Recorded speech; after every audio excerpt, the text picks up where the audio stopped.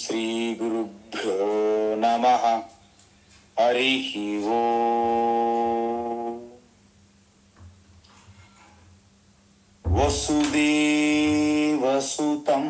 దేవం కంసచానూరమర్దనం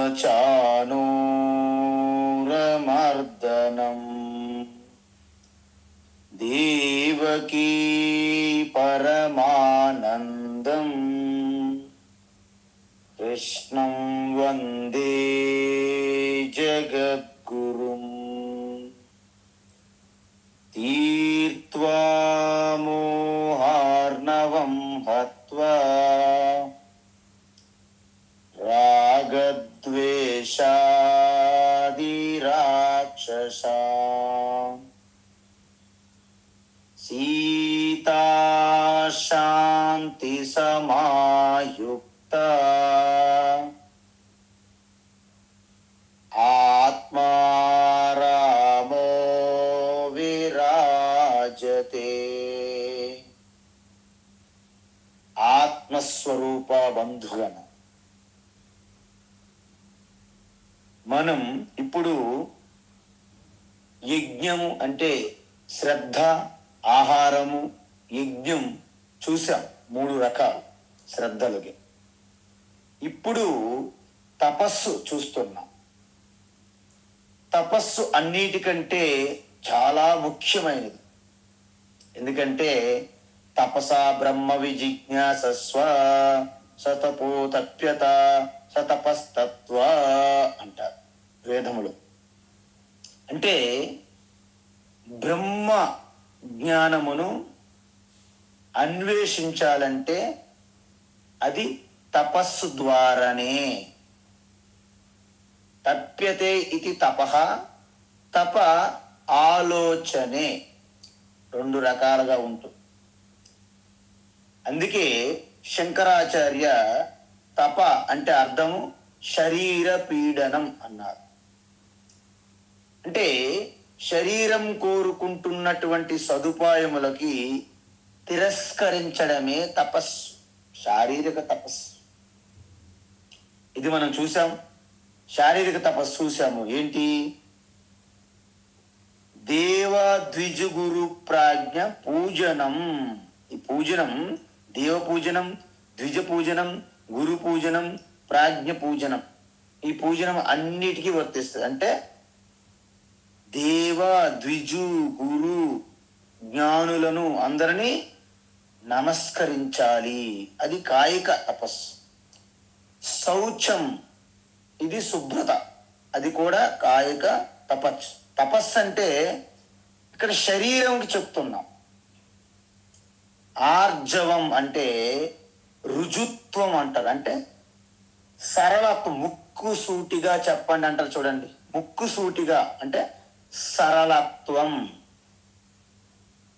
అంటే మన యొక్క మనస్సు, మన వాక్కు, మన చేష్టలు ఒకే తీరుతిన్నులుగా ఉండాలి. అది ఆర్జవం. బ్రహ్మచర్యం అని చెప్పాం. అంటే బ్రహ్మచర్యం అనే దాంట్లో ఒక అంకిత భావంతో కూడిన పట్టుదలతో, అంకిత భావంతో మన పరమ లక్ష్యం వైపు నిరంతరం చింతన కలిగి ఉండడాన్ని బ్రహ్మచర్యం అంటారు.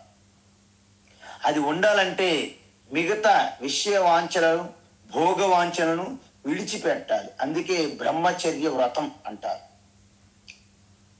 అహింస అంటే సకల ప్రాణుల యందు ఒకే పరమాత్మ ఉన్నదని మీకు అజ్ఞానం ఉన్నప్పుడు ఏ ప్రాణిని హింసించినా, బాధించినా అది పరమాత్మ, అదేవిధంగా మిమ్మల్ని మీరే పీడించినట్టు అవుతుంది. కాబట్టి అహింస పరమో ధర్మ అన్నారు. ఈ విధంగా శారీరం తప ఉచ్యతే. తరువాత ఏంటి? అనుద్వేగకరం వాక్యం. అంటే వాక్ అనేది చాలా పవర్ఫుల్. ఎందుకంటే ఈరోజు ప్రపంచం కానీ, ఒక దేశంలో రాష్ట్రాలు కానీ, జిల్లాలు కానీ, గ్రామాలు కానీ, కుటుంబం కానీ ఒక్క మాటల వల్లనే కలుస్తున్నాయి. ఆ కఠినమైన మాటల వల్లనే విడిపోతున్నాయి. మనం చూసాం. మనం ఒక్క అబద్ధం మీరు చెప్తే మీ లోపల మీకు ఘర్షణ ఏర్పడుతుంది, అంతర్యుద్ధం ఏర్పడుతుంది. అందువలన మనం బయట కోర్టుల నుండి, పోలీసు వ్యవస్థల నుండి తప్పించుకోవచ్చు, కానీ మన లోపల మనకి ప్రాసిక్యూషన్ జరుగుతూనే ఉంటుంది. అందువలన అబద్ధం మీరు మాట్లాడడం వలన, ఎదుటివారికి ఉద్వేగం కలిగించేటట్లు మాట్లాడడం వలన మీకు తాత్కాలికమైనటువంటి, వ్యావహారికంగా మీరేమైనా పొందినట్లు మీకు అనిపించినా ఆధ్యాత్మికంగా మనం పతనం అవుతున్నాము అని తెలియాలి. అందుకే మనం మాట్లాడేటప్పుడు ఇక అసత్యం చెప్పకపోతే వీలు పడదు, అలాంటి సందర్భం ఉన్నప్పుడు తప్ప ఎప్పుడు కూడా అబద్ధం, అసత్యం చెప్పకూడదు. అందుకే సత్యమేవ జయతే నా అనృతం అని చెప్పింది వేదం, ఉపనిషత్తు, ముండకోపనిషత్తు. సత్యమేవ జయతే నా అనృతం అంటే అర్థం ఏంటి? ఇక్కడ అనృతం అంటే అసత్యం అని అర్థం. సత్యమే జయిస్తుంది. దేన్ని జయిస్తుంది చెప్పండి అంటే, దేన్ని జయిస్తుందని చెప్పలేదు ఉపనిషత్తు. సత్యమేవ జయతే నా అనృతం అన్నది అంటే మీ ఆత్మతత్వం, అంటే మోక్షాన్ని అందిస్తుంది, అంటే మోక్షాన్ని జయిస్తుంది అని అర్థం. అందువలన సత్యం మాట్లాడడం వలన లౌకికంగా మీరు విజయం పొందినట్టు అనిపిస్తుంది మీకు, కానీ ఆధ్యాత్మికంగా మనము పతనం అవుతున్నాము. అందుకే తపస్సులో రెండవది అయినటువంటి వాచక తపస్సు చాలా గొప్పది. అందువలన మనమేమనుకుంటామంటే ఇలా అబద్ధం ఆడడం వలన ఆధ్యాత్మిక పతనం, అది సూక్ష్మం, బయటికి తెలియదు. అందువలన సత్యం అంటే ఆర్జవం, అంటే మనస్సు, మన వాక్కు, మన మాటలు ఏకత్రాటి మీద, అంటే సమతుల్యత ఉండాలి. ఉన్నది ఒక్కటే, రెండు ఉండవు. మనస్సు వేరు, వాక్కు వేరు ఉండవు, రెండు ఒక్కటే. ఏంటది? అదే అద్వైతం తత్వం. చాలా మంది అంటారు అద్వైతం వలన మేము కన్ఫ్యూజ్ అయిపోతున్నాము, సమాజం అంతా కూడా గందరగోళంలో పడుతుంది అంటున్నారు. ఇక్కడ ఏమంటున్నారంటే, వ్యావహారికములో అద్వైతం అంటే ఏంటంటే మన అందరి మధ్య ఒక సర్దుబాటు, ఒక సమతుల్యత, ఒక అండర్స్టాండ్, ఒక విశ్వాసం, ఒకే మాట మీద కట్టుబడి ఉండడం, దీన్నే అద్వైతం. ఇప్పుడు వ్యావహారికములు. అందువలన వ్యావహారిక స్థాయిలో అంటే ఇద్దరు వ్యక్తులు లేకపోవడము, రెండు వస్తువులు లేకపోవడం కాదు. భిన్న వస్తువుల మధ్య కూడా ఒక సమతుల్యత, ఒక ఇంటిగ్రేషన్, ఒక అండర్స్టాండింగ్, ఒక సర్దుకుపోవడం, ఒక నమ్మకం, ఒక విశ్వాసం, ఒక అంకిత భావన, ఒక సమర్పణ, ఇవి ఉంటేనే వ్యావహారిక జీవితంలో అద్వైతం. మరి పారమార్థిక స్థాయిలో అది ఎలాగా మీకు తెలుసు. పారమార్థిక స్థాయిలో రెండు వస్తువులు ఉండవు, రెండు అనే ఉండవు, ఒకే బంగారం ఉంటుంది పారమార్థిక స్థాయిలో. వ్యావహారిక స్థాయిలో విభిన్న ఆభరణాలు ఉంటాయి. కాబట్టి ఇక మీదట మీకు చాలా స్పష్టంగా ఉండాలి. వ్యవహార జీవితంలో గీతాతత్వము, ఉపనిషత్తులు, బ్రహ్మ విద్య, అద్వైతం ఎక్కడ ఉపయోగపడుతుందండి, మన వల్ల కాదండి అంటాం. ఇక్కడ భగవాన్ శ్రీకృష్ణ ఏం చెప్తున్నారంటే, వ్యావహారిక జీవితంలో కూడా మీరు తత్వాన్ని అనుసరించాలంటే విభిన్న రకాలు ఉన్నటువంటి వ్యక్తిత్వాలు, మనుష్యులు, వస్తువుల మధ్య కూడా ఒక రకమైనటువంటి సమతుల్యత పాటించడమే అద్వైతములో జీవించడము. అందువలన ఇప్పుడు మీరు చెప్పండి, ఒక కుటుంబంలో కూడా ఈ విధంగా లేకపోతే ఆ కుటుంబం విచ్ఛిన్నం అయిపోతుంది. ఇప్పుడు మన శరీరం ఉంది కదా, అనేక అవయవాలు, కానీ మనము ఒకే వ్యక్తిగా గుర్తిస్తున్నాం. ఒక కుటుంబం అనేక మంది ఉన్న ఒకే కుటుంబంగా మనము గుర్తిస్తున్నాం. ఒక సంస్థ అనేక మంది ఉద్యోగస్తులు, అనేక రకాల వ్యవహారాలు ఉన్నప్పుడు కూడా ఒకే వ్యాపార సంస్థగా మనం గుర్తిస్తున్నాం. అంటే మనలో అసలు ఒక కుటుంబంలో కూడా సఖ్యత లేదనుకోండి, ఒకరికొకరి మధ్య, దాన్ని కుటుంబంగా భావించరు, ఏదో కలిసి ఉన్నారు గ్రూపుగా, అంతే, గుంపుగా. అందువలన మన యొక్క బుద్ధి, మన మాటలు, ఈ రెండు ఎంత సఖ్యతగా, సమతుల్యతగా ఉంటాయో అంత స్పష్టంగా ఉంటుంది అద్వైతంకి దగ్గరగా. అందుకే ఉపనిషత్తుల్లో బుద్ధి మనస్సుని భర్తగా, మన వాక్కు మాటలను భార్యగా వర్ణిస్తారు, ఉపమానం. అప్పుడు అందుకే వాగర్తావివ సంపృక్తౌ వాగర్త ప్రతిపత్తయే జగత పితరౌ వందే పార్వతీ పరమేశ్వరౌ అని చెప్తారు.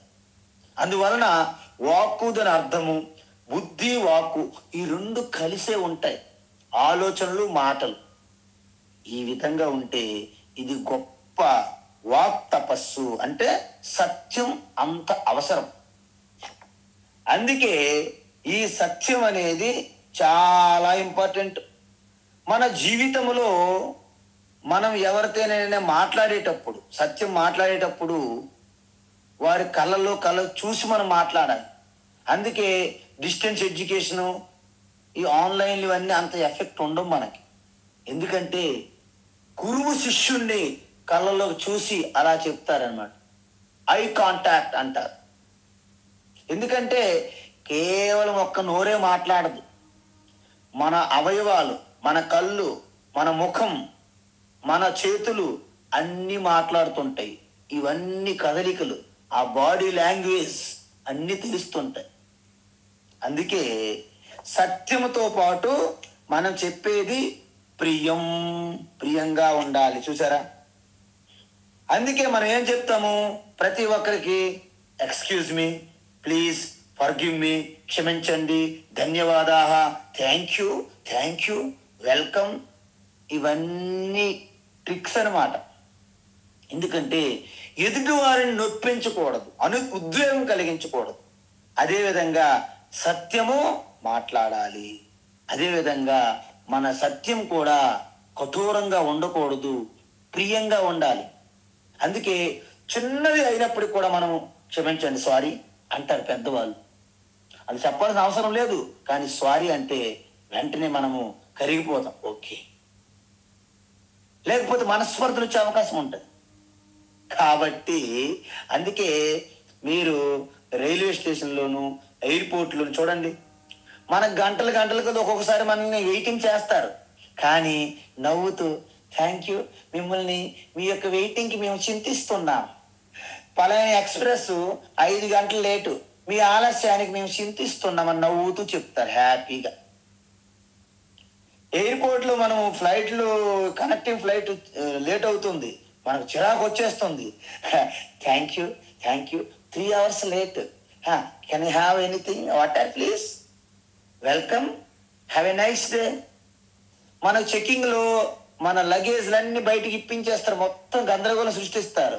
అవన్నీ ప్యాక్ చేసుకున్న తర్వాత have a nice day, have a wonderful day, have a happy journey, thank you అని నవ్వుతూ పలుకుతారు.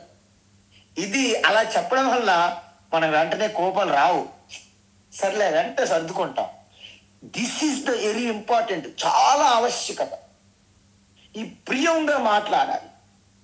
అందువలన మీరు ఒక్కొక్కసారి అసత్యాలు కూడా ప్రియంగా మాట్లాడి ఒప్పించవచ్చు, కానీ అలా మీరు అసత్యాలు మాట్లాడమని నేను చెప్పట్లేదు. అందువలన మీరు సత్యం కూడా ఒక్కొక్కసారి కఠినంగా చెప్తే ఎదుటి వాళ్ళు స్వీకరించరు. కాబట్టి ఇక్కడ ఏమంటున్నారు భగవాన్ అంటే, మనం మాట్లాడేది చాలా ప్రియంగా ఉండాలి అంటే మీకు చెప్పాలి. ఇప్పుడు మనం ఏదైతే మాట్లాడతామో మన బాడీ లాంగ్వేజ్ చెప్పాను నేను. మనం కేవలము నోటి నుంచి మాటే కాదండి, మన యొక్క బాడీ లాంగ్వేజ్ అంటే మనం హావభావాలు, మన యొక్క కదలికలు, మన యొక్క చూపులు ఎటు చూస్తున్నాము, అసలు మాట్లాడుతున్న వైపు చూస్తున్నారా, లేకపోతే వెటకారంగా చూస్తున్నారా, లేకపోతే ఎందుకమ్మా ఈయన దగ్గర బుక్ అయిపోయాను, ఈవిడ చేతిలో పడిపోయాను, ఇంక విడిచిపెట్టేటట్టు లేదు, ఇంకా ఆపేటట్టు లేదు అనే ఒక బాడీ లాంగ్వేజ్ మనకు తెలిసిపోతుంది. ఆ ముఖ కదలికలు, ఆ యొక్క స్థిరంగా ఉండకపోవడం, అదేదో పాపం ఏదో అలాగ మనకి ఒక అమ్మో అయ్యో అని సానుభూతిగా చూడడం, ఇవన్నీ తెలిసిపోతాయి మనం మాట్లాడుతునేటప్పుడు. అందువలన ఎదుటి వ్యక్తి ప్రియం అంటే మీరు మాటలు వాళ్ళకి ప్రీతి కలిగించాలి ఎదుటి వ్యక్తికి. అందువలన కొంతమంది మనస్సు సుగంధం మంచి గంధంలా ఉన్నప్పుడు కూడా బయటికి మాటలు మాత్రం కఠోరంగా వస్తుంటాయి. వాళ్ళు ఏమంటారు తెలుసా, అసలు అన్ని మనకు ఆఫర్ ఇస్తారు, ఇది మీ ఇల్లు అనుకోండి, మీ ఇల్లు వాడుకోండి, మీకు మొహమాటమే వద్దు, మీకేం కావాలి అన్ని తీసుకోండి, అన్ని ఆఫర్ చేస్తారు. వాళ్ళ హృదయం వెన్న గంధం, కానీ మాటలు మాత్రం కాస్త కఠోరంగా వస్తాయి. అందువలన మన మాటలు చాలా ప్రియంగా ఉండాలి, మంచి మాటలు చెప్పాలి, సత్యం చెప్పాలి, వారికి ప్రియంగా చెప్పాలి. ఇంకేమంటున్నారు, హితం. చూసారా, అంటే మనం చెప్పే మాటలు ఆ ఎదుటి వారికి వాళ్ళ జీవితంలో ఒక హితం చేకూరాలి. ఎందుకంటే సంభాషణ జరగాలంటే అందులో ఇద్దరు వ్యక్తులు ఉండాలి మినిమం. అందులో 3 రకాలు ఉంటాయి సంభాషణలు. ఏంటి? ఉత్తమము, మధ్యమము, అధమము. ఉత్తమ సంభాషణ ఏంటంటే మనం మాట్లాడేటప్పుడు మనం చెప్పేవాడు ప్రయోజనం పొందుతాడు, వినేవారు కూడా ప్రయోజనం పొందుతారు. ఇది ఉత్తమ సంభాషణ. ఇప్పుడు నేనున్నాను, సపోజ్ నేను భగవద్గీత చెప్తున్నాను, మీకు చెప్పడం వలన నాకు ప్రయోజనం మొట్టమొదట. ఎందుకు? నేను కూడా మరిన్ని విషయాలు అభ్యాసంలో పెట్టుకోవడానికి, నిరంతరం నా యొక్క నిధిధ్యాసనకి నాకు ప్రయోజనం. మీరు వింటున్నారు, మీకు ప్రయోజనం. అంటే 2 వైపులా వక్త, చెప్పేవారు, వినేవారు ఇద్దరూ ప్రయోజనం పొందితే అది ఉత్తమమైనటువంటి సంభాషణ అంటారు. రెండోది, మధ్యంలో మాట్లాడే వ్యక్తి మాత్రమే ప్రయోజనం పొందుతారు. మాట్లాడే వ్యక్తి తన గురించి మాత్రమే చెప్పుకుంటారు, తన ప్రయోజనం కోసమే చూస్తారు. వినే వ్యక్తి ప్రయోజనం గురించి ఆలోచించరు. ఇది మధ్యమ స్థాయి అంటారు. తరువాత అధమ స్థాయి అంటారు. ఏంటి? వారు ఏమంటారంటే ఎదుటివారు వింటున్నారా లేదా అస్సలు పట్టించుకోరు. కాబట్టి ఈ అధమ సంభాషణ ఏంటంటే ఈయనకి ఉపయోగం ఉండదు, వినే వాళ్ళకి ఉపయోగం ఉండదు, కేవలం హీటు. అంటే మనం నీటిపైన ఒక కర్ర తీసుకొని నీటితో రోజంతా నీటిపైన కొడితే ఎంత పని అవుతుందో, పని శూన్యం. అందువలన అధమ సంభాషణ కూడా చాలా మంది చేస్తారు. ఎంతసేపు ఎదుటివారి గురించి గాసిప్స్, వాళ్ళ గురించి, వాళ్ళ యొక్క నెగిటివ్ అంటే వాళ్ళ అవగుణాలు అవన్నీ చర్చిస్తారు. జోక్స్, పనికిరాని విషయాలు, ఎవరికీ ప్రయోజనం ఉండదు. ఇలాంటి సంభాషణతోనే ఎక్కువ మంది కాలయాపన చేస్తారు. అందువలన మన సనాతన ధర్మంలో భగవాన్ శ్రీకృష్ణ ఏ విధంగా చెప్పారంటే, సత్యం బ్రూయాత్ ప్రియం బ్రూయాత్ నా బ్రూయా సత్యమప్రియం ప్రియం చ నానృతం బ్రూయాత్ ఏష ధర్మ సనాతనః. అందువలన సత్యం పలకాలి, ప్రియంగా పలకాలి.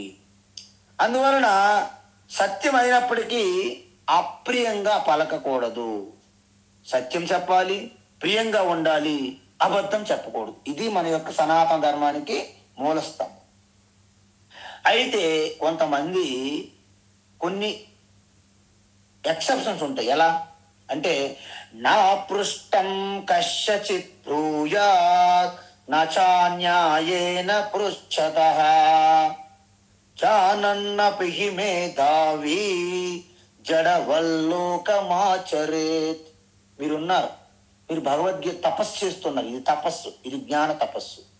అయితే మీకు వాళ్ళు అనవసరంగా అజ్ఞానంతో కింద మీద పడి దుఃఖాలు అనుభవిస్తుంటే మీకు జాలేస్తుంది. అయ్యో రామ, వీళ్ళకి చెప్తే బాగుంది, ఇంత రహస్యమైన తత్వము కొన్ని వేల సంవత్సరాల నుండి ఈ లోకాని కోసము ఆ జగద్గురువు అయినటువంటి కృష్ణ పరమాత్మ అందించారు కదా అని మీకు చెప్పాలనిపిస్తుంది. కానీ వాళ్ళు అడగరు మిమ్మల్ని. అది శాస్త్రం ఏమంటుంది? నా పృష్ట కశ్చిత్ బ్రూయ. ఎవరు మిమ్మల్ని అడగకుండా మీరు వెళ్ళి చెప్పకూడదంట. ఎందుకు? అలా చెప్తే మీరు చెప్పేదానికి వాళ్ళు విలువ ఇవ్వరు. ఒకవేళ వాళ్ళకి తెలిసినట్టుగా యాక్టింగ్ చేస్తూ మిమ్మల్ని పరీక్ష పెట్టినట్టు వెటకారంగా అడిగినప్పటికీ మీరు చెప్పకూడదంట. అంటే ఆ దుస్తర్కములో మీరు పడకూడదు, ఆర్గ్యుమెంట్లో పడకూడదు. మీకు అన్ని తెలిసినప్పటికీ అమాయకులుగా జడవల్లోకమాచరే, తెలిసినప్పటికీ మేధావి అయినప్పటికీ మీరు ఏమి తెలియనట్టుగా వ్యవహారం చేసుకుంటూ పోవాలి. ఎందుకు? మిమ్మల్ని వాళ్ళు సరిగ్గా గుర్తించట్లేదు. అందువలన మీ సమయాన్ని వృధా చేస్తున్నారు. అందువలన ఈ విధంగా మనము ముందుకు పోవాలి. అందువలన ఈ విధంగా హితము ప్రియంగా ఉండాలి. ఇక తర్వాత వాక్యం అని ఉన్నది చూడండి మన శ్లోకములో. అనుద్వేగకరం వాక్యం అంటే అనుద్వేగకర వాక్యం, సత్యం వాక్యం, ప్రియ వాక్యం, హితం వాక్యం. అంటే వాక్యం అన్నిటికీ తీసుకోవాలి, సెపరేట్ విలువ కాదు. తరువాత స్వాధ్యాయాభ్యసనం చ ఏవా. ఇక్కడ చూడండి, స్వాధ్యాయ అంటే భగవద్గీత, ఉపనిషత్తులు లాంటివి నిరంతరం పారాయణం చెయ్యాలి. అంటే పారాయణం చేసి దాని యొక్క తత్వం అధ్యయనం చేయాలి. ఇప్పుడు మనం చేస్తున్నాం చూడండి, ఇది స్వాధ్యాయ అభ్యసనం. అభ్యసనం అంటే ఏంటి? పారాయణం. స్వాధ్యాయం అంటే దాని గురించి అధ్యయనం చేయడం. స్వాధ్యాయ అభ్యసనం అంటే నిరంతరం పారాయణము మరియు ఆ తత్వ గురించి అధ్యయనం చేయడము. దీనిని వాక్ తపస్ అంటారు. చూడండి, ఇప్పటి వరకు మీకు ఏమర్థమైంది? శరీరం యొక్క తపస్సు కొంత తేలిక. అందుకే సమస్త 95% శారీరక తపస్సు చేస్తారు. తీర్థయాత్రలు, ఉపవాసాలు, ప్రదక్షిణలు, అనేక రకాల గుళ్ళు గోపురాలు కట్టడము, వాటి యొక్క అలకడము, ముగ్గులు వేయడము, ఈ రకరకాల సేవలు చేయడము, ఇవన్నీ సేవలు కూడా శారీరక తపస్సే. వాక్ తపస్సు ఎవరు చేస్తున్నారు? కష్టం దానికంటే. అంటే శారీరం తపస్సు కంటే ఒక మెట్టు అధికమైనది వాక్ తపస్సు. పూజా కోటి సమం స్తోత్రం, స్తోత్ర కోటి సమం జప, జప కోటి ఒక సమ ధ్యానం అన్నారు. అందువలన అలాగ పైకి వెళ్తుంది అది మెట్టు. ఈ మన పిరమిడ్ లాగా పైకి వెళ్తుంది, తగ్గిపోతుంటది.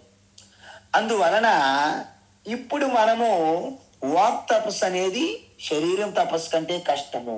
అందుకే మీరు చూడండి, ఈ ఒంట్ల మీద అలాగ విభూతులు రాసుకొని దుస్తులు విడిచిపెట్టేసి పట్టణాల్లో కూడా తిరిగేస్తుంటారు కొంతమంది. నాగసాధువులు మేము, అఘోరులు మేము.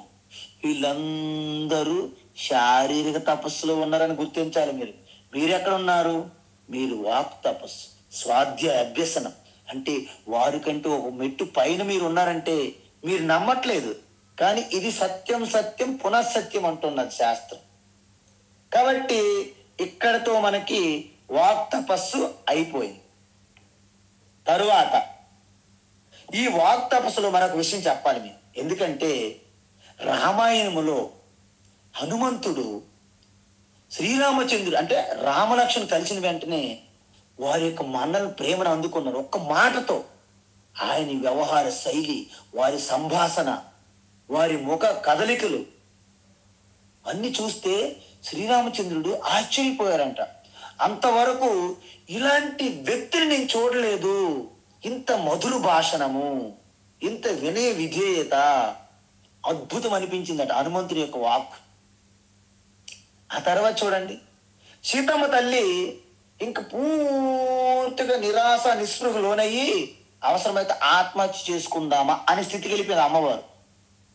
అక్కడ వెళ్ళి ఆయన మధుర మాటలు, ఆయన నోటిలో బూర్లు వండరండి, నోటిలో మరి ఎంత గొప్ప మధుర మిఠాయి ఉంటాయో నాకు తెలియదు, కానీ అవి వండి పెట్టేస్తాను హనుమంతుడు. అంత బాగుంటాయి అంటే మాటలు ఆయనవి. అందువలన అమ్మవారు కూడా మళ్ళీ ధైర్యాన్ని పుచ్చుకొని వెంటనే ఆత్మహత్య నేనేది చేసుకోవాలి అని వెంటనే ధైర్యాన్ని పొందింది అమ్మవారు. చూడండి, హనుమంతుడు అమ్మవారిని చూసి మళ్ళీ రామలక్ష్మణ దగ్గరికి వచ్చారు. వచ్చినప్పుడు మనమైతే ఏమంటాం, ఏం చెప్తాం చెప్పండి? సీతమ్మను అనేసరికి రాముడు గొప్ప కూలిపోతాడు. ఎందుకు? సీతమ్మను అంటే ఏమైంది? సీతమ్మని రావణాసుడు ఏమైనా చేశాడా? అమ్మవారికి ఏమైనా అయ్యిందా? టెన్షన్ వచ్చేస్తా మాట. అందువలన సీతమ్మని పదం ముందు తీసుకురాలే. వీళ్ళు ఏమన్నాడు ఆయన హనుమంతుడు? చూశాను. అబ్బా, చూసారా? ఆ ఒక్క మాటతోనే శ్రీరామచంద్రుడికి మరింత ఉత్సాహం. అమ్మయ్య, అంటే సీతకి ఏమి ప్రాబ్లం లేదు. దృష్ట సీత, సీతమ్మని చూశాను సీతమ్మని అని చెప్పారు. ముందు సీత అనలేదు. మనమైతే మనమందరం ఇలాంటివే, మన పోస్ట్ మ్యాన్, మన వ్యవహారాలన్నీ సీతమ్మని అని గంట ఆగుతాం. ఈ సీతమ్మకి ఏమైందని నాకు టెన్షన్ అక్కడ. అందుకే చూశాను. హనుమంతుడు అద్భుతం అన్నమాట. చూడండి, మనము వివేకానంద స్వామి అమెరికా వెళ్ళే ముందు ఎంతో మంది వెళ్తున్నారు, వస్తున్నారు. ఒక్కసారి ఆ సభలో ఆయన ముఖము నుండి వచ్చినటువంటి ఆ మాట అందరినీ సమ్మోహనం చేసేసింది అనమాట. నేను తర్వాత మాట్లాడుతాను అలాగ భయపడి వెనక్కి వెళ్ళిపోయాడు ఆయన వివేకానంద స్వామి. చివరికి తప్పక 2 నిమిషాలు మాట్లాడమంటే మహానుభావుడు 15 నిమిషాలు టైం ఇచ్చారు. ఎందుకు? అలా ఆయన మాట్లాడుతుంటే మంత్రముగ్ధులైపోయారు మధుర భాషను. అదేవిధంగా మనం ఎంతటి కఠోరమైన పెద్దవాళ్ళు, వారికి అనేక కామన్లు వాంఛలతో వస్తారు మన దగ్గరికి. అమ్మ అని మనం నమస్కారం పెట్టి వాళ్ళకు ఒక మాతృమూర్తిగా మనం ప్రేమతో సేవ చేస్తే, మన సోదర భావంతో, సోదరీ భావంతో, అమ్మ అనే ఈ భావంతో మనం సేవ చేస్తే వారిలో ఉన్న ఆ వాంఛనలు, కోరికలు కూడా మధుమయమైపోతాయి. ఇలాంటివన్నీ కూడా మహాత్ముల ద్వారా మనకు తెలుస్తుంది. అందుకే సజ్జన సాంగత్యం అనేది మన జీవితంలో ఒక నిరంతరము ఆ అమృత ద్రావణం. సో ఈ విధంగా చెప్తూ నెక్స్ట్ ఇంకా కష్టతరమైనటువంటి తపస్సు ఏంటి? మన ప్రసాద సౌమ్యత్వం. మన ప్రసాద సౌమ్యత్వం. మన ప్రసాద సౌమ్యత్వం. మౌనమాత్మ వినిగ్రహ. మౌనమాత్మ వినిగ్రహ. మౌనమాత్మ వినిగ్రహ. భావ సంశుద్ధిరిత్యేతత్. భావ సంశుద్ధిరిత్యేతత్. భావ సంశుద్ధిరిత్యేతత్. తపో మానసముచ్యతే. తపో మానసముచ్యతే. తపో మానసముచ్యతే. మన ప్రసాద సౌమ్యత్వం. మౌనమాత్మ వినిగ్రహ. మన ప్రసాద సౌమ్యత్వం. మౌనమాత్మ వినిగ్రహ. మన ప్రసాద సౌమ్యత్వం. మౌనమాత్మ వినిగ్రహ. భావ సంశుద్ధిరిత్యేతత్. తపో మానసముచ్యతే. భావ సంశుద్ధిరిత్యేతత్. తపో మానసముచ్యతే. భావ సంశుద్ధిరిత్యేతత్ తపో మానసముచ్యతే. ఉత్తమం. ఇప్పుడు చూడండి, మానసిక తపస్సు అంటే ఇంకా కష్టతరం. ఎందుకంటే ఈ మనస్సు అనే ఒక జంగిల్ అడవిలో మనం ఉన్నాం. ఈ మనస్సు అనే కారాగారంలో ఉన్నాం మనం. ఈ మనస్సు అనే సముద్రం మధ్యలో ఉన్నాం. అందువలన మనస్సు అనేది చాలా జటిలమైనది. మనసును మనం ఒక్కసారి కంట్రోల్ చేశామా, ప్రపంచములో సృష్టిలో మీరే స్వామిని అవుతారు. సంసార కూపమున దిక్కుతోచకయుండి విలపించుటేలకు మనసా, గురుపాదముల బట్టి తత్వంబు తెలుసుకుని తప్పించుకోయి మనసా. సంసారమందలి అల్ప సుఖమును చూసి మురిసిపోవగనేల మనసా, ఆనందముగతోచు విషయ భోగములన్నీ మూనాల ముచ్చటే మనసా. ఎన్ని జన్మల నుండి బంధంబు తొలగక దుఃఖించుచున్నావు మనసా, నరజన్మమందు నా జ్ఞానంబు నార్జించి తాపంబు బాపుకో మనసా. చూసారా, దారుణంబైనట్టి సంసార వ్యాధిని పోగొట్టుకోయి మనసా, పుట్టి చచ్చుట యందు పురుషార్థమేమును బాగుగా యోచించు మనసా. రామ రామాయణచు నిరతంబు మదిలోన స్మరణ చేయుము ఓయి మనసా, పరమ పావనమైన దైవనామము చేత పాపమంతయు తొలగును మనస. అందువలన రేపు రేపని చెప్పి దైవ కార్యాలను విరమించబోకుము మనసా, ధర్మ కార్యాలను దైవ కార్యాలను విని వెంటనే చేయి మనసా. అందువలన ఇవన్నీ కూడా మనం వాయిదాలు వేసుకుంటూ రిటైర్మెంట్ తర్వాత చేస్తాను. గీత చదువుతాను. నువ్వు రిటైర్మెంట్ వరకు ఉంటావో ఊడుతావో ఎవరికి తెలుసు. అసలు ఈవేళ పడుకున్న తర్వాత రేపు ఖచ్చితంగా నేను లేస్తాను అని ఎవరైనా సంతకం పెట్టగలమా మనం? ఒకవేళ లేస్తే మనము నిజంగా ధన్యవాదాలు చెప్పాలి. ప్రభు చాలా ధన్యవాదాలు, మరొక రోజు నాకు బోనస్ ఇచ్చావు. నువ్వు ఏమైనా నీకేమైనా అప్ప, నీకేమైనా ఎలాగా నీకు అలా ఏ విధంగా డిమాండ్ చేస్తున్నాం మనం? మనకేదో అనుగ్రహంతో మనకి శరీరాన్ని ఇచ్చారు ఈశ్వర. కాబట్టి ఆయన ఒక్కొక్క రోజు మనకు పెంచుతున్నాడు బోనస్ లాగా. మనం ధన్యవాదాలు చెప్పాలి ప్రతిరోజు. అందువలన రిటైర్మెంట్ అని ఉండకూడదు. అందువలన మానసిక తపస్సు. అందుకే భర్తృహరి కూడా అంటాడు, ఓ మనస ఎందుకు అలాగా అంత భ్రమించి తిరుగుతున్నావు? భవిష్యత్తు గురించి బెంగపడుతున్నావు. నువ్వు భవిష్యత్తు గురించి బెంగపడితే భవిష్యత్తు ఏమైనా మారిపోతుందా చెప్పండి?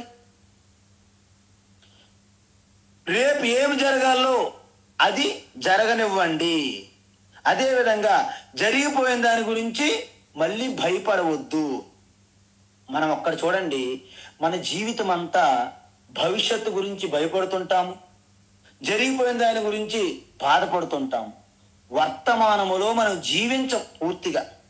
అందువలన మనకి శాస్త్రం ఏం చెప్తుందంటే, మీరు భవిష్యత్తు గురించి బాగా ఆలోచించి ప్రణాళిక వేసుకోండి, తప్పులేదు, అది ఆరోగ్యకరమే మనకి. కానీ అనవసరమైనటువంటి గందరగోళం, ఆందోళన, అలజడితో బెంగపడడం వలన మనకి శారీరకంగా మానసికంగా అనారోగ్యం తప్పదు. అందువలన మీరు బెంగపడడం వలన భవిష్యత్తు ఏమీ మారదు. దానికి బాగా ఆలోచించుకొని ఒక ప్లాను, ఒక ప్రణాళిక వేసుకుంటే మీకు బెంగ ఉండదు.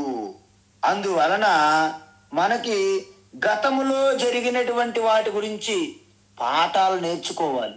ఆ తప్పిదాలు మళ్ళా పునరావృతం కాకుండా చూసుకోవాలి. అందుకే మనకి ఎక్కడ విజయము పరాజయం ఉండవంటారు శాస్త్రంలో. There is no fail and success. There is no failure, there is no success. Only experiences. If you feel it is a failure, then you learn from it. And if you feel it is a success, then you lead the team అంటారు. అంటే మీ జీవితంలో విఫలము లేదు, జయము లేదు, మరేమున్నాయి? కేవలం అనుభవాలు. ఆ అనుభవాల నుండి నిరంతరం మీరు కొత్త కొత్త పాఠాలు నేర్చుకుంటూ ఉండాలి. అందువలన మన సమయం అనేది చాలా, జగతమే సమయ మహాబలవాన్ అంటారు. అంటే ఈ సృష్టిలో కాలం అంత బలవంతునికి ఎవరు లేరు మనకి. కానీ దాన్ని కూడా మనం విజయం సాధించాలంటే మనకి సమత్వ బుద్ధి కావాలి. అందుకే భగవాన్ ఏం చెప్పారు 2వ అధ్యాయంలో? సమత్వం యోగ ఉచ్యతే అన్నారు. యోగ కర్మసు కౌశలం ఇది చెప్పి కర్మయోగం ద్వారా మనకి ఈ సమత్వ బుద్ధి పొందమని చెప్పారు. అర్థమైందా? మీరు చూడండి, శ్రీరామచంద్రుడు ఇక రేపు పట్టాభిషేకం చేస్తాడంటే ఓ హ్యాపీ, మొత్తం అయోధ్య అంతా కూడా ఆనంద సాగరంలో మునిగిపోయారు అందరూ. కానీ ఎప్పుడైతే వెంటనే మందర ప్రవేశించింది, కైకమ్మని మొత్తం పాడు చేసింది, బుద్ధిని మొత్తం. ఆ బుద్ధినంతా, అంత ప్రేమ, రామ అంటే భరతుని కంటే ఎక్కువ ప్రేమ కైకేయి. కానీ ఏం చేసింది మందర? అలాంటి మందరలు మన ఇంట్లో ఉండొచ్చు, మన వాకిట ఉండొచ్చు, మన బంధువుల్లో ఉండొచ్చు, మన మిత్రుల్లో ఉండొచ్చు, మన వ్యాపారంలోను, మన రాష్ట్రం, మన దేశం, మన ప్రపంచం, ఎక్కడైనా మందరలు ఉంటారు. మందర సైన్య పరంపర అది. మంచి వాళ్ళని కూడా పాడు చేస్తాం. వెంటనే రేపు నువ్వు వనవాసానికి వెళ్ళాలి. చూసారా? యుధిష్ఠిర, స్థితప్రజ్ఞ, అజాత శత్రు అయినటువంటి శ్రీరామ, నీకు రేపు పట్టాభిషేకం అంటే ఏ విధంగా ఉన్నారో, రేపు నువ్వు 14 సంవత్సరములు వనవాసం అన్నా అదే బుద్ధితో, వివేకంతో ఉన్నారు, సమత్వంగా. అది సమత్వ బుద్ధి. దాన్నే సౌమ్యత్వం అంటారు. చూసారా? మన ప్రసాద సౌమ్యత్వం. సో మన ప్రసాద సౌమ్యత్వం అంటే ఏంటి? ఈ ప్రసాద బుద్ధి అంటే మీ మనస్సుకి ప్రసన్నత కలగడానికి ఏదైతే వాడుతున్నామో దాన్నే ప్రసాదం అంటారు. ప్రసాదం అంటే ఏంటండి? ప్రకర్షణ మనస్సు ప్రసన్నత. అంటే మనము ఈ లడ్డు, పులిహోర దీన్ని కూడా ప్రసాదం అంటున్నాం కదా స్వామి. ఎందుకంటే ఆ ప్రసాదం తిని వెంటనే మీ మనస్సు అత్యంత ప్రసన్నత పొందుతుంది కాబట్టి దాన్ని కూడా ప్రసాదం అంటాం. కానీ ముఖ్యమైన అర్థం ఏమిటి అంటే మనస్సు ప్రసన్నత ఉండడాన్నే ప్రసాద అంటారు. అందువలన ఇప్పుడు చూడండి, సౌమ్యత్వం అంటే మన ఆలోచన ఎలా ఉండాలంటే వాక్య రూపంలో వచ్చే ముందు మన మనస్సులు ఏది ఆలోచించామో అదే వాక్య రూపం దాల్చాలి, అదే కర్మ రూపంలో బయటకు వస్తాయి. అందుకే మనకి లలితా శాసనాలు ఏం చెప్తారు? పరా పశ్యంతి మధ్యమ వైఖరి స్వరూపిణి అంటారు. అంటే పర అంటే సాక్షాత్తు శుద్ధ చైతన్య పరతత్వం నుండే, పశ్యంతి వాసనా రూపములో వ్యక్తం అవడానికి బీజ రూపం అనమాట. పశ్యంతి బీజ రూపం. మధ్యమ అంటే ఆ బీజ రూపం నుండి సూక్ష్మ భావనలుగా పరిణితి చెందాయి. మద్యం అంటే కంఠం వరకు వచ్చినాయి అనుకోండి. వైఖరి బయటికి ప్రకటన అవుతున్నాయి. ఏ మాటలు? ఈశ్వర శక్తి నుంచి వస్తున్నాయి కదా. కాబట్టి ఈ సౌమ్యత్వం అంటే ఏంటంటే ఆలోచన అనే విత్తనం వంటిది.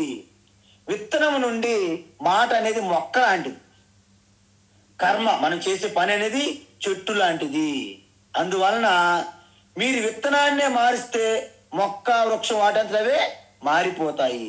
అందుకే మనకి శాంతంగా, సౌమ్యంగా ఉండే ఆలోచన మనం మెయింటైన్ చేస్తే మన మాటలు, మన చేతలు అన్ని సత్యంగా, శాంతంగా, అనుకూలంగా, అందరికీ సమ్మతంగా ఉంటాయి. దీన్ని సౌమ్యత్వము అంటారు. తర్వాత మౌనం. చూసారా? ఇక్కడ మౌనం అంటే చాలా మందికి అర్థం కాదు. బుద్ధిస్టు వాళ్ళు చూడండి, విపాసనని పెడతారు 10 రోజులు. మీ దగ్గర సెల్ ఫోన్లు కానీ ఏముండవు, తీసుకుంటారు. మీరు ఎవరితో మాట్లాడకుండా ఏముండదు, జస్ట్ మౌనంగా అబ్జర్వ్ చేయడమే, గమనించడమే.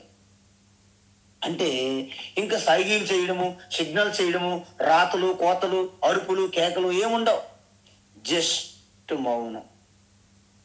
ఇక్కడ మౌనంకి శంకరాచార్య ఒక అర్థం చెప్పారు. ఎందుకంటే చాలా మందికి ఇది అర్థం కావట్లేదు.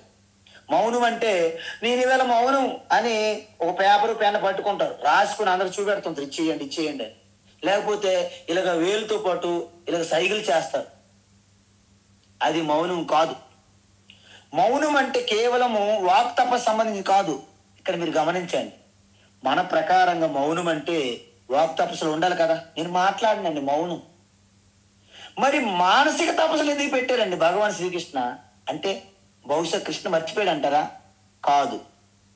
మౌనం అంటే మనస్సు ద్వారా మీ వాక్కుని నియంత్రించడాన్ని మౌనం అంటారు. సరే, అందరు గుర్తుపెట్టుకోండి, మీరు రాసుకోండి తర్వాత. మౌనం అంటే వాగింద్రియాన్ని మాట్లాడే ఈ వాగింద్రియాన్ని మనస్సు ద్వారా నియంత్రించగలిగితే, కంట్రోల్ చేయగలిగితే దాన్ని మౌనం అంటారు. అంటే మనస్సులోనే వాక్ అనే ద్వారానికి మనము డోర్ క్లోజ్, ఇవాళ హాలిడే అని ప్రకటించాము అక్కడ. అందువలన ఈ విధంగా మామూలుగా మౌనం అంటే మనం ఏమంటాము? నిశ్శబ్దం. లైబ్రరీలో గ్రంథాలయాలు చూస్తారు, నిశ్శబ్దం, మాట్లాడకుండా ఉండడం. కానీ మాట్లాడకుండా ఉండడం అంటే అది వాచి తపస్సు అవ్వాలి కదా. కానీ ఇక్కడ మానసిక తపస్సు. అందువల్ల మౌనం అంటే మానసిక తపస్సు అని తీసుకోవాలి, వాక్ తపస్సు కాదు. సో తద్వారా మనము వాక్కుని అంటే మాటల్ని అదుపులో పెట్టుకోగలం. ఎలా అంటే మౌనం మానసిక తపస్సు అనడానికి మానసిక రొద నుండి స్వేచ్ఛగా తీసుకోవచ్చు. అంటే మనలో ఆందోళన, అలజడి, టెన్షన్ ఉండదన్నమాట. అనేక ఆలోచనలతో చిరాకు వచ్చేస్తుంది, టెన్షన్, కంగారు వచ్చేస్తుంది మనకి. అందుకే కాసేపు మౌనం. అందుకే మీరు చూడండి, మీకు ఎప్పుడైనా కంగారు, టెన్షన్ అయిపోతే తల వేడెక్కిపోతుంది. కాసేపు ఒక 5 నిమిషాలు కూర్చొని ఓంకారం జపించండి. ఓంకారం అంటే బయటికి కానీ మానసిక కానీ ఓం తీసుకోండి. 5 నిమిషాల్లో మీరు ప్రశాంతంగా శాంత స్థితిలో, దానిని మౌనం అంటారు. అందువలన కాసేపు స్వేచ్ఛగా ఉండడాన్ని, అంటే ఎటువంటి చెడు ఆలోచనలు మనసులో రాకుండా ఉండడాన్ని, దాన్ని మౌనం అంటారు. అంటే మననాట్ మౌనం అంటే కేవలము వేరే ఆలోచన లేకుండా మీ యొక్క ఆత్మచింతనతో ఉండడం, అలాగ ఉంటూ ఆత్మస్వరూపంలో లయమైపోవడాన్ని మౌనం అని కూడా అనొచ్చు. అందువలన అనవసరమైనటువంటి చెడు ఆలోచనల నుండి విముక్తి కలిగించేదాన్నే మౌనం అంటారు. అందుకే ఇప్పుడు గీత వింటున్నారు మీరు, శ్రద్ధగా ఒక 55 నిమిషాల పాటు భగవద్గీత వింటారు అనుకోండి. ఇప్పుడు మీరు నిజం చెప్పాలంటే ఇది అసలైన మౌనం అంటారు. ఎందుకు? అనారోగ్యకరమైనటువంటి చెడు ఆలోచన నుండి మీకు విముక్తి కలిగింది. కేవలము ఆ మంచి విషయాల్ని అలాగ వింటున్నారు నిధిధ్యాసంలో. కాబట్టి దీన్ని అసలైనటువంటి మౌనం అంటారు. తరువాత మౌనం అయింది కదండి, తర్వాత ఏమంటున్నారు భగవాన్? ఆత్మ వినిగ్రహ. ఆత్మ వినిగ్రహ అంటే ఇక్కడ ఆత్మ అంటే మీరు ఇంకేమో తీసుకోకూడదు. ఎందుకంటే ఆత్మ అనేసరికి మనం కన్ఫ్యూజ్ అయిపోతాం. ఇక్కడ ఆత్మ అంటే మనస్సు, వినిగ్రహ అంటే కంప్లీట్గా నియంత్రించడం. దేన్ని నియంత్రించడం అంటే మీ ఆలోచనలు నియంత్రించడం, ఆలోచనలతో పాటు మన యొక్క అన్ని ఇంద్రియములని. ఇంతకుముందు మౌనం అంటే ఏం చెప్పాను? మనస్సుతో వాక్కు నియంత్రించడం మౌనం అని చెప్పాం. ఇప్పుడు మనస్సుతో ఆలోచనల్ని, మీ వాగింద్రియముని, మీ శబ్దము చెవుళ్ళు, రుచి, వాసన, స్పర్శ అన్నింటిని కూడా మీరు నియంత్రించగలిగితే అప్పుడు ఆత్మ వినిగ్రహ అంటారు. చెప్పాం కదా. అందువలన ఎప్పుడైతే మీరు, అందుకే ఏకాదశి వ్రతం చెయ్యండి, ఏకాదశి ఉపవాసం ఉండండి, ఏకాదశి వ్రతం చెయ్యండి అని అర్థం ఏంటంటే, ఏకాదశి వ్రతం అంటే ఆత్మ వినిగ్రహ. 5 కర్మేంద్రియములు, 5 జ్ఞానేంద్రియములు, ఒక మనస్సు, ఈ 11 కలిపి ఏకాదశి అంటే ఈ 10 ఇంద్రియములు కూడా మనస్సు పూర్తిగా నాయకత్వం వహించి వాటన్నిటికీ విశ్రాంతి ఇచ్చి తన ఆధారము అధిష్టానమైనటువంటి ఆత్మచింతనలో ఉండడమే ఏకాదశి వ్రతం. అప్పుడేమవుతుంది? భావ సంశుద్ధి. అంటే భావ అంటే ఏంటంటే ఉద్దేశం, సంశుద్ధి అంటే స్వచ్ఛత, స్వచ్ఛ భారత్ అంటాం కదా. అంటే భావశుద్ధి, సంశుద్ధి అంటే మన ఉద్దేశము, మన ఇంటెన్షను, మన లక్ష్యము స్పష్టంగా, స్వేచ్ఛగా, స్వచ్ఛంగా ఉండాలి. అందువలన చాలా మంది వారి లోపల కపటంగా ఉండి బయటికి తేనె పోసిన కత్తిలా మాట్లాడతారు. మిఠా మిఠా బాత్ కర్తే హై, అంతర్ మే బహుత్ గడబడి చల్తా హై అంటారు. కుచ్తో కుచ్ గడబడి హై అంటారు. అంటే అర్థం ఏంటి? మతలబ్ హై, కుచ్తో కుచ్ గడబడి హై అర్థం ఏంటి? వాళ్ళు ఆలోచనలో కపటంగా ఉంటాయి. అందుకే చూడండి, శకుని మహాభారతంలో ఆయన మాటల్లో మాత్రం ఎంత అద్భుతంగా మాట్లాడతాడు. లోపలంతా కపటం, కపటం, దగ, వంచన, మోసం సంబంధించిన ఆలోచనలే, బయట మాటలు మాత్రం వేరేగా ఉంటాయి. అందువలన భగవాన్ ఏమంటున్నారంటే భావ సంశుద్ధి. మనము కొంతమంది ఏ పని చేసినా వాళ్ళ పనికి, వాళ్ళ మాటలకి, వాళ్ళ ఆలోచనలకి ఎటువంటి పొంతన ఉండదు. కానీ మనం ఏది ఆలోచించామో అదే మాట్లాడాలి, ఏది మాట్లాడామో అదే చేసి చూపెట్టాలి, చేయించాలి. దీన్ని భావ సంశుద్ధి అంటారు. భావ సంశుద్ధి ఇత్యేతతో, ఈ విధంగా ఇలా ఎవరైతే చేస్తారో దీన్ని మానస తపస్సు, తపో మానసం ఉచ్యతే, దీన్ని మానసిక తపస్సు అంటారు. ఇప్పుడు చూడండి, మనము ఈ తపస్సుని దేనితో చేస్తున్నాము? వాటి దృష్టి ప్రకారంగా 3 రకాలు. అంటే శరీరంతో చేస్తే శారీరక తపస్సు, మన వాక్కు మాటలతో మనం చేస్తే వాక్ తపస్సు, మన మనస్సు ద్వారా మనం తపస్సు చేస్తుంటే దాన్ని మానసిక తపస్సు. ఇప్పుడు 3 తపస్సులు అయిపోయాయి, కానీ అసలైన దాంట్లో ఇప్పుడు ప్రవేశిస్తున్నాం. ఏంటి? ఇంతకీ ఈ 3 రకాల తపస్సులు మీకు తెలిసిపోయాయి కదా. అంటే మీకు ఎలా తెలియాలి? మీరు చుట్టూ ఉన్న వ్యక్తులు దేని మీద ఎక్కువగా తపస్సు చేస్తున్నారు? ఒక్క శరీరం పైనే చేస్తున్నారా? వాక్ మీద తపస్సు ఉంటుందా? మానసిక తపస్సు ఉంటుందా? ఇంతకీ నేను దేనికి ప్రాధాన్యత ఇస్తున్నాను అని మీరు చెక్ చేసుకోవాలి. ఇప్పుడు మనుషులు చేసే తపస్సులు అది సత్వగుణానికి సంబంధించినదా శ్రద్ధ, లేకపోతే రజోగుణానికి సంబంధించిన తపస్సా, తమోగుణానికి సంబంధించిన తపస్సా? ఈ 3 తపస్సులు ఇప్పుడు మనము 17, 18, 19 శ్లోకముల్లో మనము చూడబోతున్నాము. అందుకే మీకు చెప్పాను, వీటన్నిటిలో కూడా తపస్సు చాలా గొప్పది కాబట్టి దాన్ని 2 భాగాలుగా విడదీశారు భగవాన్ శ్రీకృష్ణ. ఇవి కన్ఫ్యూజ్ అయిపోతారని.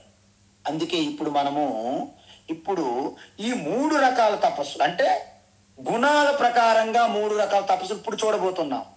అంతకుముందు ఏం చూసాము? 3 కరణాలు, అంటే ఇన్స్ట్రుమెంట్స్, అంటే మనం చేసే సాధనల ద్వారా చూసాం. ఇప్పుడు వాటి యొక్క గుణాల ఆధారంగా 3 రకాల తపస్సులు మనము చూస్తున్నాము. శ్రద్ధయా పరయా తప్తం,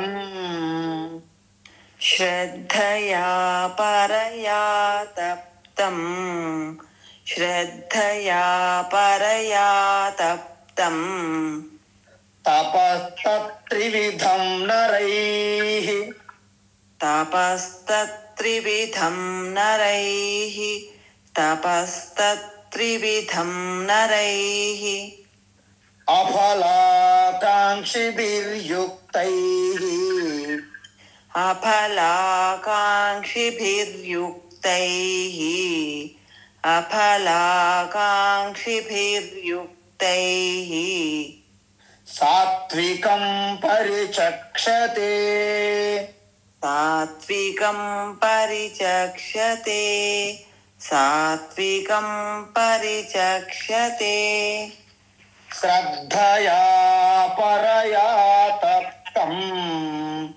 తపస్తత్త్రివిధం నరైః శ్రద్ధయా పరయా తప్తం తపస్తత్త్రివిధం నరైః శ్రద్ధయా పరయా తప్తం తపస్తత్త్రివిధం నరైః అఫలాకాంక్షిభిర్యుక్తైః సాత్వికం పరిచక్షతే అఫలాకాంక్షిభిర్యుక్తైః సాత్వికం పరిచక్షతే అఫలాకాంక్షిభిర్యుక్తైః సాత్వికం పరిచక్షతే.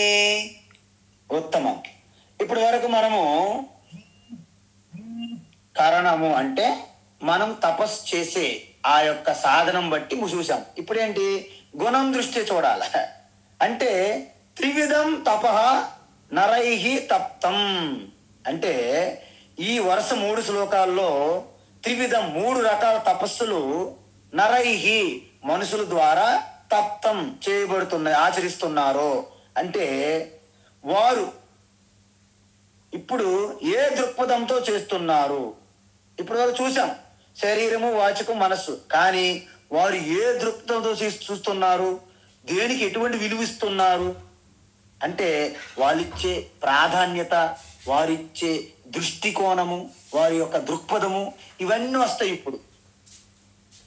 అందువలన పరయా శ్రద్ధయా తప్తం ఈ మూడింటిని చాలా శ్రద్ధగా ఆచరిస్తారు కొందరు. ఏంటి అంటే కొంతమంది తపస్సులు, పూజలు, యజ్ఞాలు మిగతా వారి యొక్క పలుకుబడికి, అంగులు, ఆర్భాటాలు, పేరు ప్రఖ్యాతులు, నలుగురు మన గురించి చెప్పుకోవాలి, పేపర్లు, టీవీలు, వీటి కోసం చేస్తారు కదా.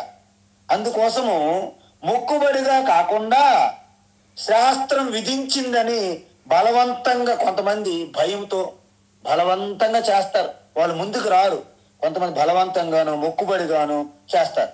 అలా కాకుండా ఎవరో స్వామి చెప్పారు, గురువు చెప్పారు, మా తాతలు చెప్పారని చేస్తారు తప్ప ఈయన శ్రద్ధ ఉండదు. అలా కాకుండా ఒకవేళ చెయ్యకపోతే నీకు అనారోగ్యం వస్తుందని భయపెడితే కొంతమంది చేస్తారు. అందువలన అలా కాకుండా గౌరవంతో, ప్రేమతో, శ్రద్ధతో చెయ్యాలి తపస్సు. ఈ విధంగా గౌరవంతో, ప్రేమతో, తపనతో, ఆరాటంతో, శ్రద్ధాభక్తి, ఆసక్తితో ఎవరైతే చేస్తారో, ఎలా చేస్తారో అఫలాకాంక్షిభిః ఫలితాన్ని ఆశించకుండా ఎవరైతే ఇటువంటి తపస్సు చేస్తారో, అంటే there is no hopes and expectations, just doing as our duty with respect and reverence అని ఎవరైతే గౌరవంగా, ప్రేమగా, మర్యాదగా నా యొక్క ఈ బాధ్యత, నా కర్తవ్యము, నా డ్యూటీ అని ఎవరైతే చేస్తారో, దానికి డ్యూటీ చేస్తారు తప్ప దాని యొక్క ఫలితం మీద ఎక్కువగా ధ్యాస ఎవరైతే పెట్టుకోరో దాన్ని ఏమంటారు? అఫలాకాంక్షిభిః. యజ్ఞైః ఎవరు చేస్తారు? ఎంతో మెచ్యూరిటీ ఉండాలి, పరిపక్వత. అందువలన ఈ తపస్సులను ఎవరి కోసం చేయకుండా శ్రద్ధగా తన అంతఃకరణ శుద్ధి కోసము, తద్వారా మానవ జన్మ లక్ష్యాన్ని చేరుకోవడానికి చేస్తారు. అలా చేసిన వాళ్ళని సాత్వికం పరిచక్షతే. ఏమంటారు? సాత్వికం పరిచక్షతే. అందుకే మన గీతలు ఏం చెప్పారు? యోగస్థ కురు కర్మాణి సంగం త్యక్త్వా ధనంజయ సిద్ధ్యో సమో భూత్వా సమత్వం యోగ ఉచ్యతే.